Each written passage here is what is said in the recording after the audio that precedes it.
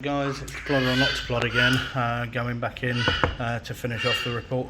What did I say? 2580, didn't I? Yeah, it's 2580.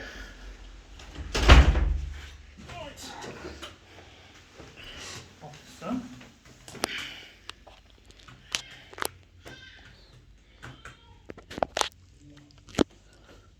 The other officer, PC 2580. Yep.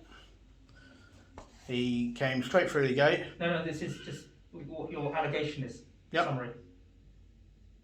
So the other officer, PC. He jumped, well, he accused me straight away of being a terrorist. Of being a terrorist. And he said it twice. And I told him I was waiting for a sergeant, and you popped up at the right moment. So when you say the allegation, so someone calling you a terrorist, what is the allegation for that? Because Well, you understand a lot of people call me different things. Yep, but for me filming, people I know. For me filming, he called me a terrorist. So in what way is that the allegation? So is it that you're upset by that? Or Yes, I do get very upset by that. Twice. This.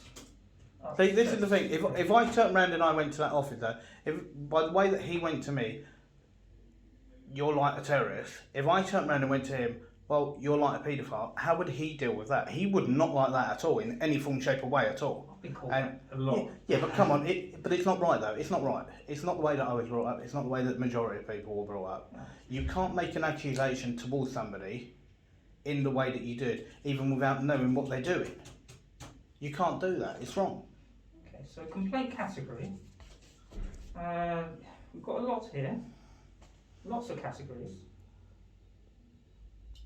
Are we saying police action following contact? I don't know what they mean. General level of service. This is the complaint. So general level of service. It's not stop and search. We went to search, I believe. No. Accept that. Any use of force? No. Or other? Got other? Yeah, I believe it would go down as other because of what they were trying to say. But then, what was the first two again? Police action following contact. And the second Decisions, information, general level of service, stop and searches, search powers, search, seizure and property. That's not. Well, yeah, they didn't follow the correct procedure anyway. No, this is for seizure of property. Okay. They didn't seize any property. No. Cannot be that one. Discrimination. Yeah, I believe it was discrimination. Age, disability, gender reassignment, pregnancy and maternity, marriage, civil partnerships, race, religion or belief, sex, sexual orientation or other. Put it down as other. What discrimination though? Is what protected characteristic? The discrimination was discriminating about the way that I look. I guarantee if I was in a suit or whatever, there's no way on earth would I have been approached. No way on earth. So your discrimination is because you are... Because I'm classed as the majority of the members of the public, the way that people dress. Okay. So... They've made a decision on the way that I look. Okay, and so let's say someone's come up to me and they'll say discriminatory things about me because of my gender. I'd say, well, that's because protected characteristic of gender. Someone goes against someone because of religion. That's protected characteristic of religion. Okay. So what protected characteristic? Well, my protected characteristic, excuse me, is my legal rights. My rights to what I'm legally allowed to do. That's what was abused. Okay, that's not discrimination, then that's a different thing. No, that is discrimination. No, because my rights to do what I was doing were taken away from me. Well, that would be something else. Overbearing or harassing behaviour. Yeah, well, I said about it being under other. Impolite language, tone. Yep. Okay, got that one.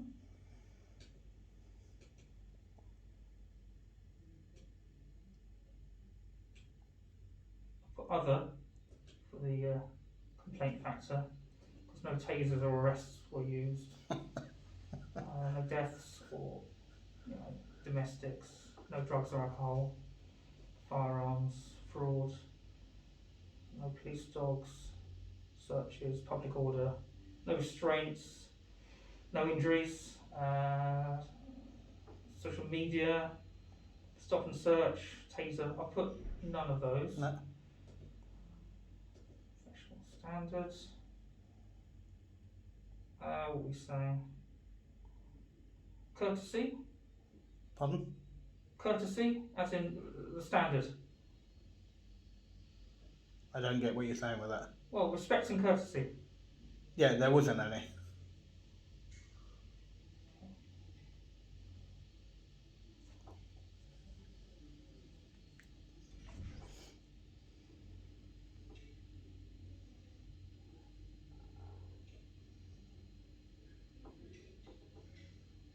Okay.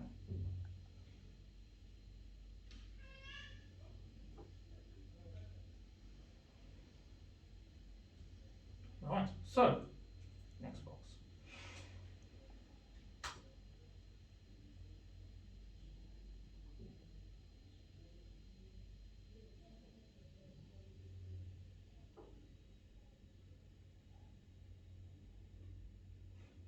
How does a complainant want their complaint handled? What does a complainant want to happen? First of all, from those officers, if I got an apology, fine, that's the end of it. So from, Okay, and that's an apology from those officers. if I got an apology, that is the, I'm just writing what you said. Yep. End of it. And if not, then I want it to go to If not, professional standards. I would like it to go to professional standards. But at the end of the day, not so much the second officer, but the first officer. The first officer. Even with that, there is a level of retraining in what she needs to receive. A level of retraining. Yeah? Yep. Okay. Is there anything else you'd like to add at this juncture? No, that's all. And any other witnesses that wish to provide any information to me? I have a witness, but that witness isn't going to come forward at this moment in time. Because as I said, if I get an apology and the retraining is done with that officer, as I said, then to me that's the end of it, okay? Boom, that's it, done. But then if that then doesn't happen, then as I said, then professional standards and so on and so forth, and then that's when the other witness will come into play. Okay. Right. Okay. So, tell me about positive engagements you've had doing this. Where else have you gone? Right, so are we all done with this? No, I'm trying to. Well, you want to engage. Oh yeah, no, I didn't know whether or not you were still doing this or not. No, I've moved back, which Okay. means I'm not typing. Right. No, professionally, I've been all over engaging with loads and loads of different officers, and this is plain clothes and in uniform, and it's about, as I said, I look at things that happen. I've been to places like headquarters at different police forces. I've been at police stations that are open, police stations that are there that are no longer open to the public, and I've engaged with some really nice officers, and I've engaged with some officers not so friendly. And this is the thing, it's about asking questions on whether or not they feel that the public and the police are disconnected. And this is the thing, and there is a big divide. And unless people like myself and like other auditors that go around and actually show, unless people are willing to do something, that bridge is never going to get built. That bridge will never get built between the police and the public again. It's not just about showing the bad, it's about showing the good as well. And we have to show that. It can't always be one-sided. And this is what I think the police also forget, that they think that auditors are here just to cause a nuisance. No, they're here to actually show a story of the way that the police engage with the public, and that's what we need to do. If we don't do that, there is a divide, and that will get bigger and bigger and bigger. And that's why I like to talk to every officer. And it's like, even when I look at my YouTube page and everything else, I know for a fact I've got ex-officers that I chat to on there, and I've got serving officers, and I welcome all officers that want to chat. And this is the thing, because if we close all lines of communication, what's the point in even carrying on? We have to talk for that bridge to be built. Without that bridge, there's a divide. And that's what we've got to try and put back. Okay. So, what's the best way to do this going forward? You're an auditor, man of people. What's the best way forward? Well, no, it's not about what's the best way forward. I know what the best way forward is from my side as an auditor, but as an officer, what do you feel is what needs to be done for the police to actually re-engage with the public? Well, that's the question. This is the whole point of these questions. It's where do you see, as an officer, the police trying to re-engage with the public? Well, I think there needs to be informality and formality at the same time. I mean, there'll be some concerns amongst officers. They'll think, well, what do you do with this footage? If they're in their own cars driving out and you're filming it, are you putting it on places where people can identify that vehicle and suddenly put them in danger? You understand we do a job. What I'm going to do is I want to stop you there. I want to stop you there, okay? To do with personal cars, okay, that's public information, okay, and whatever gets filmed, and they can drive literally down the road and their cars can be picked up by 15 different cameras, right, all over the place, same as anyone else's car. So let's stay away from private license plates and all the rest of it. I'm talking about pure and simple, the disconnection between the police and... I mean, let's say, as an example, you had someone, yourself, and I was to film you in your garden or come out in your garden, and I said, I was an officer, I'm not coming around filming you, don't worry, as another person, and they put that online and say, this person lives here, and look, this is the car they're driving and all this, and someone didn't like you, that could cause some concerns. So how do you respond to that? No, because their rights are, they can film whatever they wish in public. That's it. Underline, no one can do anything about that. That is their rights that they have. And this is what people have to remember. People can film whatever they want. And this is the whole thing. People have to get away from the suspicion and go off of pure facts. I mean, but then you must understand that there's also right to privacy and there has to be reasonability. There is no right to privacy in public. Would you stand outside a school and film? Would I stand outside at a school and film? Yes. If I was doing a story, yes.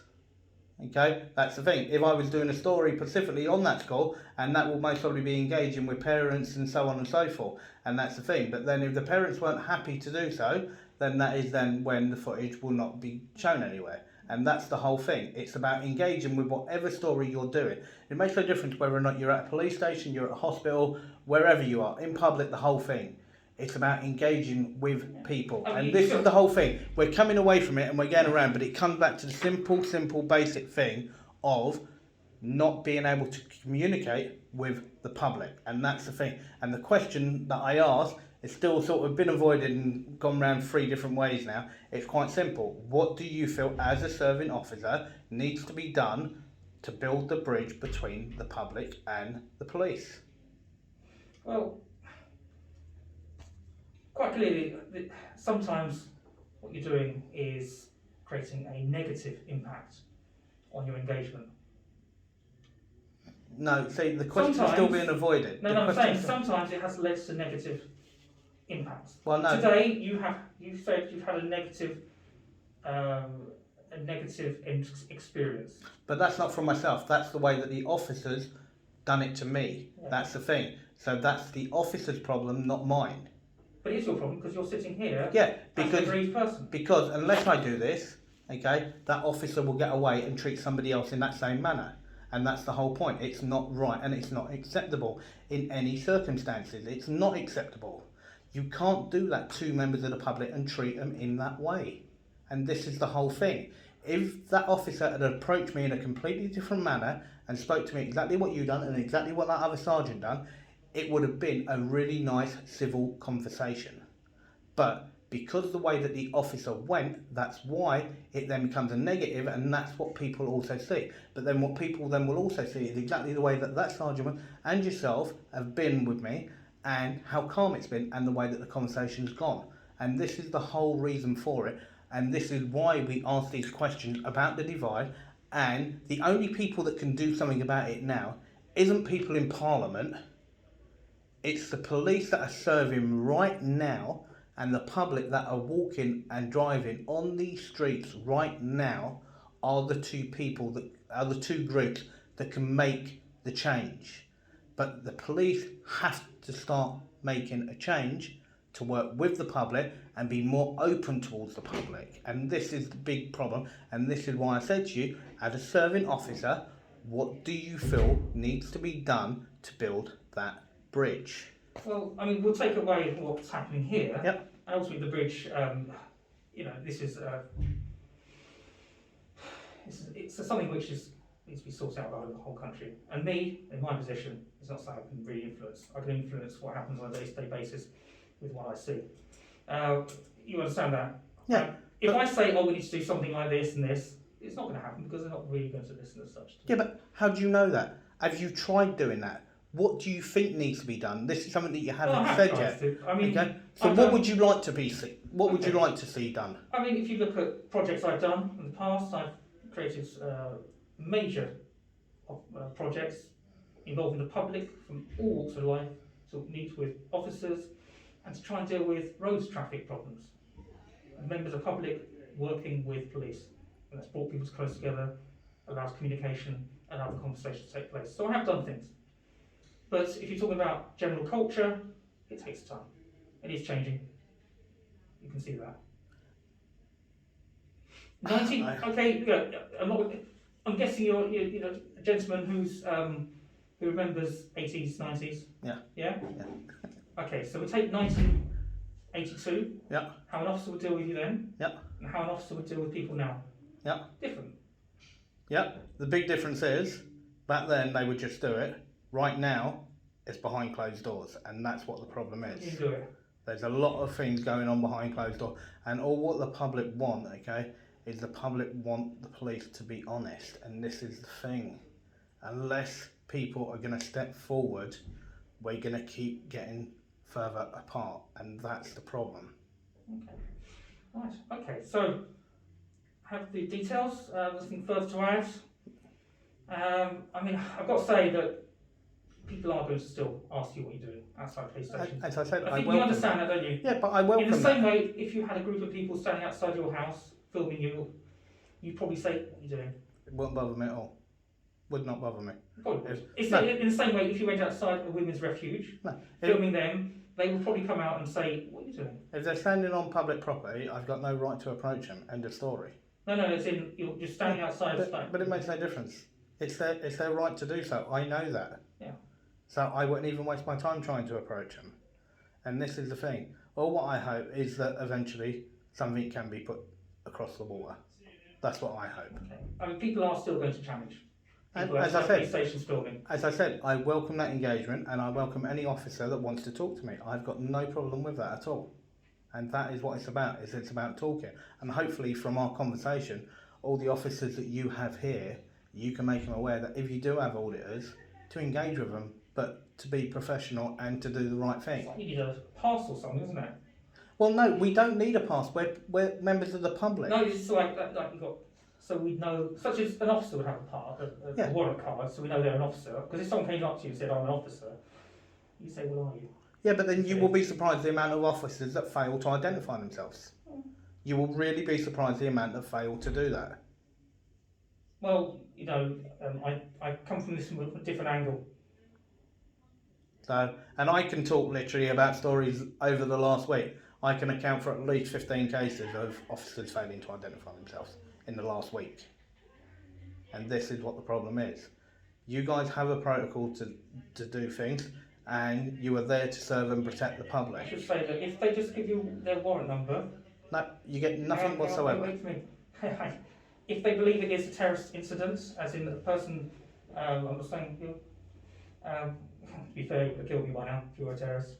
Look, this is how these officers died in Australia. They invited them in, and then they killed them in an interview room, just like this. Let's not kid ourselves. I wouldn't have much chance if you pulled out a knife. Right, this is what we deal with. I've extended that courtesy to you to not do anything silly like that. So thank you. Yeah, but then it's the same vice versa. I also trusted you to come in. I'm not going to kill you. Okay. I'm here to help you. Yeah, but this is the thing. Who's to say? And that goes both ways. So when we look at suspicion, okay, it works on both sides of the fence. It works on both sides of the fence. Both parties can be suspicious of whatever, but we've got to talk about actual facts to what happens. This is the thing. If we always live everything off of suspicion, we are never going to be able to move forward, okay, as an actual country, as an actual police force and the public, as a community. We're not going to be able to do that, and that's what we need to start coming away from, and we need to get rid of that suspicion and only work off of factual stuff that we know. Well, we can't move away from suspicion. No, you can. Well, we can't. Well, you can't presume that everybody around the police station is a terrorist. No, but we still have to work on suspicion because that's the law. Yeah. Yeah. It's been developed over many years of suspicion. Well, no, suspicion isn't a crime. No, I'm saying that's how people work. So, yeah. When you drive down, do you drive? I don't know on that one. You don't know what you... What? Sorry? Well, no, I won't make a comment whether or not I do or I don't. If you did or you didn't drive, then, and you're driving down the road, and you see some child, and he's walking, do you suspect that he might run out in front of you? Well, no, see, this is the thing. You've got to answer this. No, I don't know on that one. I don't know on that I one. hope you don't drive then. Right? So, because you should always suspect yeah. that people are going to run out in front Yeah, of you, and and therefore you slow down because you suspect that something might happen. But if you waited for the facts, which is they jumped out and then you hit them, it's too late. Yeah. A little dip. But then, what you got to remember, that's not a suspicion. Well, it is. That's a hazard. That's a hazard. Oh, no, that's why it's called hazard perception. Yeah, but that's why it's all part of hazard perception. You suspect that someone's going to do something. No. It's a hazard that could actually evolve. It's a hazard that can evolve. It's not suspicion. Suspicion means somebody's actually going to do something to someone. And this is the big thing. Right. A hazard is something that person didn't know was going to happen, and it's happened. And that's the thing. That's a hazard. That's why all of that sort of thing is part of your hazard perception. Okay? Right. They don't call it suspicious when you're doing your actual theory. That is all part of hazard perception. Right. So, in summary, I've recorded what you've told me. Yep. On here.